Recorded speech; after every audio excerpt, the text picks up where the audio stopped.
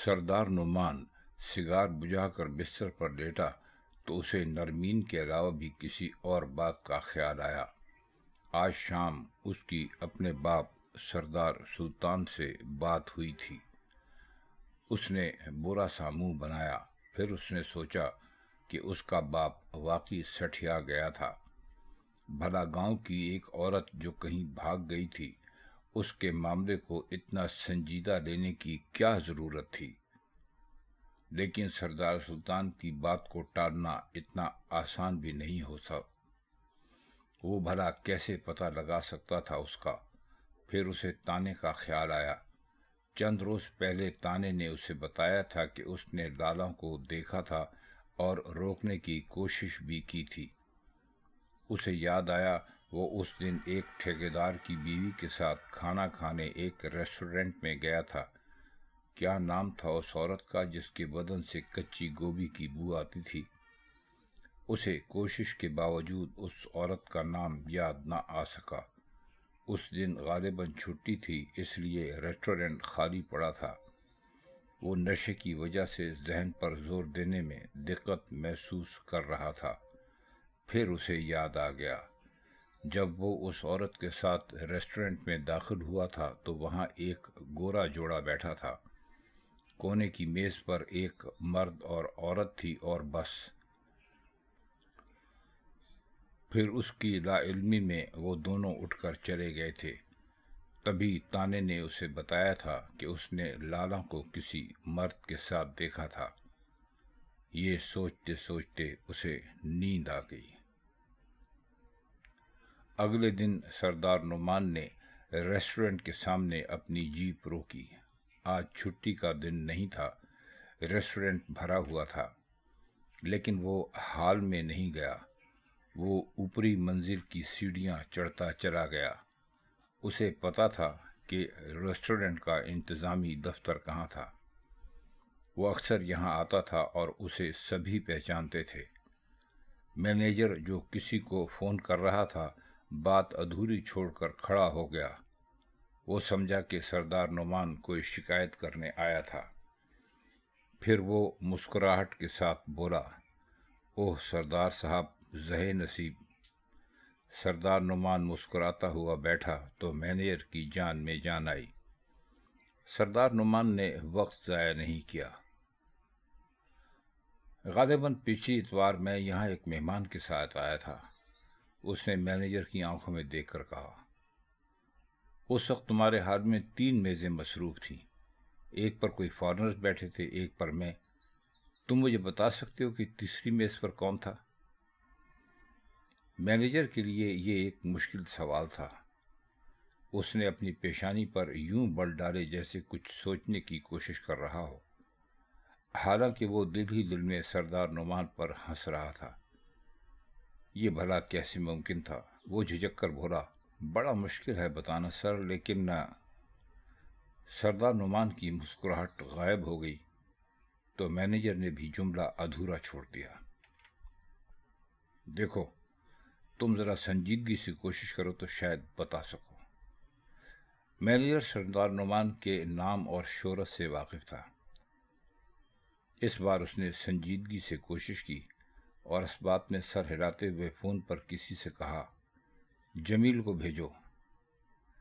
جمیل اتنی جلدی آ گیا کہ سردار نعمان کو حیرت ہوئی۔ وہ ایک باوردی بیرا تھا۔ وہ سردار نعمان کو پہچانتا تھا، اس لیے اس نے سلام کیا، جس کا جواب فقط سر کے اشارے سے دیا گیا۔ تمہیں یاد ہے پچھلی دفعہ سردار صاحب کب آئے تھے ہمارے ہاں؟ مینیجر نے براہ راست سوال کیا۔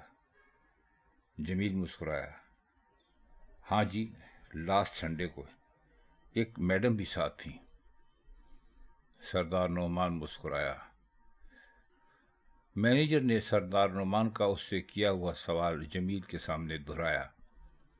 جمیل نے لمحہ بھر سوچا۔ ہاں جی، بالکل پہچانتا ہوں، عدنان صاحب تھے، ان کے ساتھ ایک لیڈی بھی تھی، پتہ نہیں کیوں بڑی جلدی میں چلے گئے تھے، خیر تو ہے نا جی؟ مینیجر نے اس بات میں سر ہلایا۔ عدنان صاحب وہ اخبار والے؟ جمیل کو چھڑچ کر بولا، ہاں جی وہی۔ سردار نعمان نے جیب سے 500 کا نوٹ نکالا اور جمیل کو دے کر بولا، شاباش، اب تم جاؤ، اور سنو، ہماری یہاں کوئی ملاقات نہیں ہوئی۔ جمیل نے الجھی ہوئی نگاہوں سے مینیجر کو دیکھا، جس نے اسبات نے سر ہلا کر جمیل کو جانے کا اشارہ کیا۔ سر جی، میں مینیجر ہوں یہاں، یہ کاروبار میرا ذاتی نہیں، نوکر ہوں یہاں، مینیجر نے قدرے پریشانی سے کہا۔ سردار نعمان ہنسا اور کھڑے ہوتے ہوئے بولا، فکر کرنے کی کوئی بات نہیں، میں کسی دوست کی مدد کر رہا ہوں۔ ہاں، یہ عدنان کس اخبار میں کام کرتا ہے؟ اس وقت سردار سلطان غصے میں ٹہل رہا تھا۔ ٹہلتے وقت جب وہ بار بار اپنے بائیں کان کی لو کو مروڑتا تھا تو اسے جاننے والے سمجھ جاتے تھے کہ وہ شدید غصے میں تھا۔ اس کے سامنے حسو اور منشی کھڑے تھے۔ پھر وہ حسو کے سامنے رکا اور اس کی آنکھوں میں دیکھ کے بولا، اوئے، وہ کیسے نکل گئے اتنی خاموشی سے؟ حسو پریشان لگتا تھا۔ اللہ جانے سائیں، کل شام بشیر کو میں نے خود دیکھا تھا جی۔ منشی نا امیدی سے بولا، بس جی وہی ہوا جو میں سوچ رہا تھا۔ وہ حرام زادی سیدھی گئی اس کے پاس لاہور، انہوں نے نکاح پڑھایا اور وہ کنجر راتوں رات نکال کے لے گیا اپنے گھر والوں کا۔ آپ نے تانے کی بات کا یقین کر لیا۔ منشی کہنے کو تو یہ بات کہہ گیا، لیکن پھر اسے فوراً ہی احساس ہوا کہ اسے اس وقت یہ بات نہیں کہنی چاہیے تھی۔ اس نے کنکھیوں سے سردار سلطان کو دیکھا۔ اس کی توقع کے برعکس سردار سلطان ہنسا اور اپنی کرسی پر بیٹھ کر بجھے ہوئے حقے کا کش لگا کر برا سا منہ بنا کر حسو کی طرف دیکھنے لگا، جس نے فوراً حقہ سلگانے میں اس کی مدد کی۔ دیکھا تو نے؟ سردار سلطان نے کش لگا کر حسو سے کہا، دیکھا اس اوتری کے بچے کو؟ اسے ابھی بھی اپنی پڑی ہوئی ہے۔ اوے منشی، تیری ٹھڑک سے زیادہ مجھے اپنی عزت پیاری ہے۔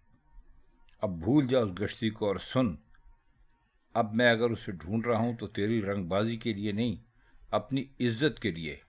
واپس آ لینے دے حرام زادی کو، میں نے اس کی ساری گرمی نہ نکلوائی تو کہنا۔ حسو ہنسنے لگا۔ اسے بڑا سمجھاتے رہے جی، پر اسے کسی بات کی سمجھ ہی نہیں آتی۔ منشی حسو کو گھور کے رہ گیا۔ سردار سلطان نے 2-4 کش لگائے اور پھر عیاری سے مسکرایا۔ یہ منشی ٹھیک کہتا ہے، ضرور یہی بات ہے۔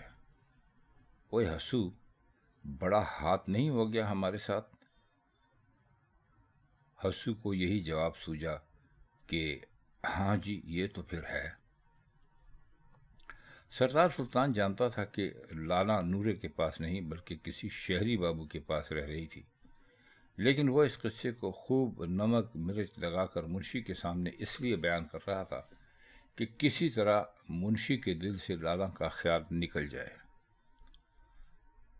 میرے خیال میں اتنی تو حیا ہوگی تیرے پاس کہ بھول جائے اس حرامزادی کو۔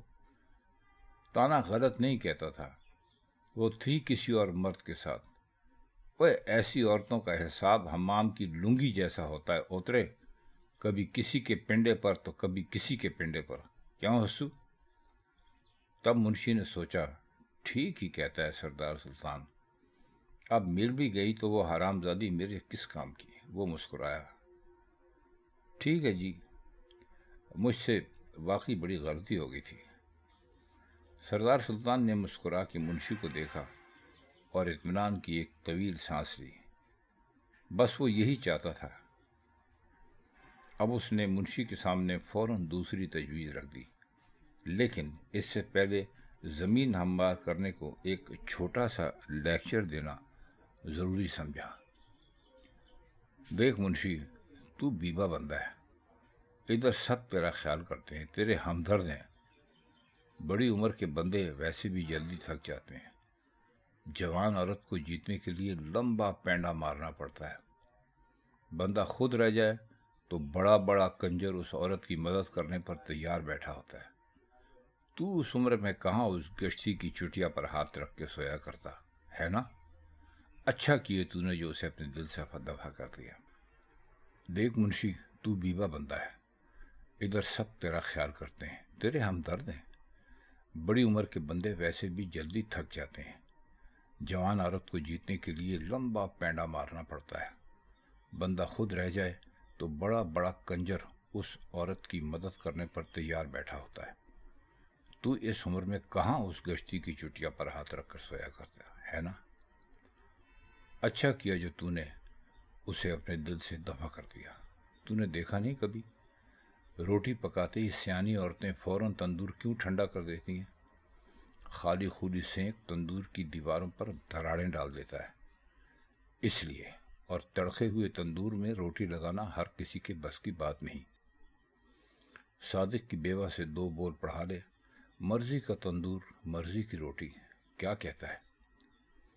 سردار سلطان کی باتیں منشی کے دل پر لگ رہی تھیں، لیکن اگر صادق کی بیوہ جیسی کسی عورت سے نکاح پڑھانا ہوتا تو یہ کام کون سا مشکل تھا؟ ایسا کام کرنا ہوتا تو وہ بہت پہلے ہی کر چکا تھا۔ اسے لالا کی تمام تر خامیوں کے باوجود لالا کا ہلکورے لیتا بدن نہیں بھولتا تھا، اور ان ہلکوروں کی تھرتھراہٹ بھی، جو اس وقت بھی لالا کا تصور آتے ہی اسے اپنے بدن میں محسوس ہو رہے تھے۔ 16 آنے بات ہے جی، حسو بولا۔ دراصل وہ اس وقت سردار سلطان کی ہر بات سے اس لیے بھی اتفاق کر رہا تھا کہ سردار سلطان کے ذہن سے نورے کے خاندان کے گاؤں سے فرار ہونے والے واقعے کی شدت کم کر سکے۔ سردار سلطان نے 2 کش اور لگایا اور منشی کی طرف جواب لینے کی غرض سے دیکھا۔ ٹھیک ہے جی، آپ کی ہر بات ٹھیک ہی ہوتی ہے، پر مجھے سوچنے کے لیے 2-4 دن دے دیں، منشی نے جھجک کر کہا۔ سردار سلطان اس وقت خوش تھا، اس لیے اس نے منشی کو ایک پیار بھری گالی دی اور پیر لمبے کر دیے۔ یہ اس بات کا اشارہ تھا کہ جو بھی اس کے قریب کھڑا ہے اس کے پیر دبانا شروع کر دے۔ اس وقت منشی ہی سردار سلطان کے قریب کھڑا تھا، اس نے سردار سلطان کے پیر دبانا شروع کر دیے۔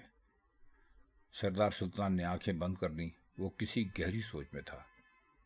حسو نے منشی کو دیکھ کر اس کی مجوزہ شادی کے حوالے سے ایک فحش اشارہ کیا اور مسکرا کر بندوق کی نال میں جھانکنے لگا۔